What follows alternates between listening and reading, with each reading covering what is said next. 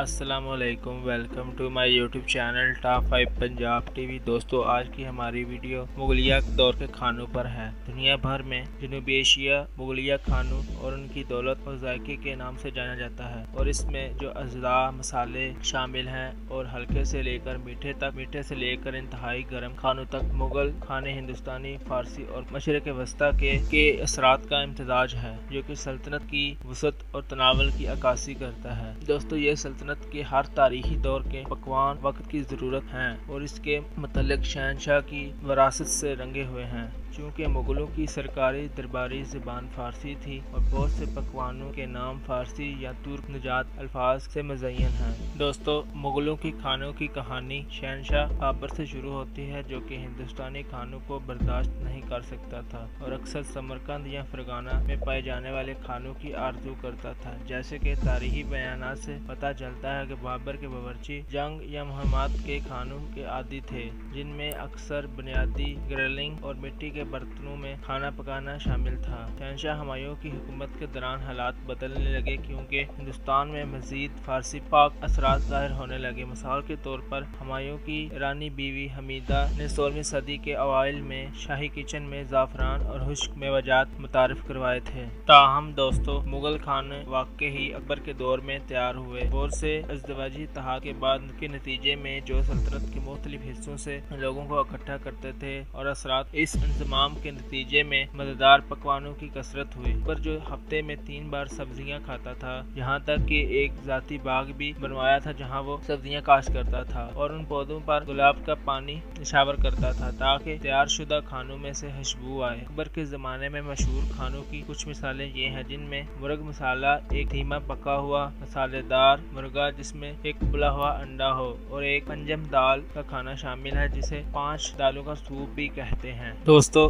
जब तक सल्तनत बैरूनी दुनिया के लिए खुलने लगी, फ्रांस और हॉलैंड जैसी यूरोपीय सल्तनतों के ताजिर जहांगीर के दरबार में तोहफे के तौर पर खाना भेजते थे, और इनमें टमाटर, मिर्चें और आलू के साथ साथ जनूबी चीनी, जो एशिया का बुनियादी ज़हीरा था, बेहतरीन चीनी सबसे पहले पुर्तगाली ताजरों ने मुतारिफ करवाई थी, जो कि जहांगीर के साथ खाने की तिजारत के जरिए ताल्लुकात कायम करना चाहते थे। और इसकी ताकतवर बीवी नूरजहां अक्सर गैर मुल्की खानों को कैंडल फल और दही बनाने के लिए शामिल करती थी। दोस्तों, मुगल खाने 17वीं सदी में शाहजहां के वक्त अपने अरूज पर पहुंच गए। किसी ऐसे शख्स के तौर पर जो धूम-धाम और हालात से लुत्फ अंदोज होता है, इसने अदालत में मजीद मसालों और ज्यादा दवाओं की खसूसियत के साथ पकवानों के लिए जोर दिया। इस दौर में मलका मुमताज महल की मशहूर कहानी भी शामिल है, जो कि बावर्चियों को डिश बनाने का हुक्म देती है, जिसे अब आप बिरयानी के नाम से जानते हैं। और दोस्तों, इसके मुकाबले में औरंगजेब, जिन्हों को मुगलों का सबसे ज्यादा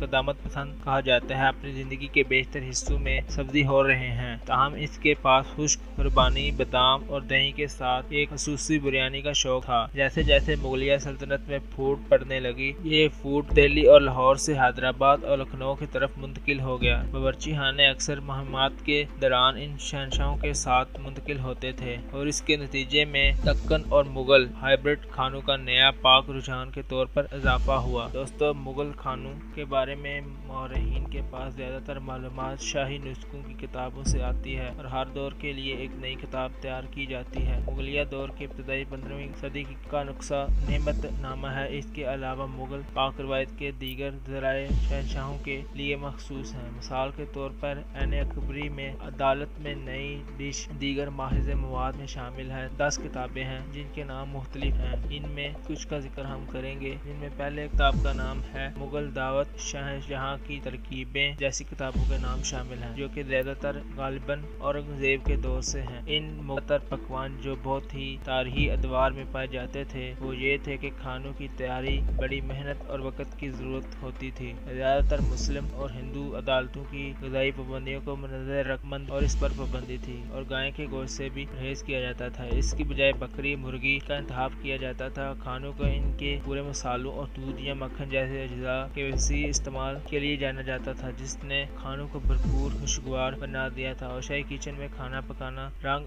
खुशबू, तजर्बात और बरस की पाक हिंद की भरपूर पैदावार के जश्न के तौर पर देखा जाता था। दोस्तों, अगर आपको वीडियो पसंद आए तो वीडियो को लाइक करें, शेयर करें और चैनल को सब्सक्राइब जरूर करें, और अपनी राय का इजहार शुमार भी ज़रूर करें कमेंट सेक्शन। अस्सलाम वालेकुम।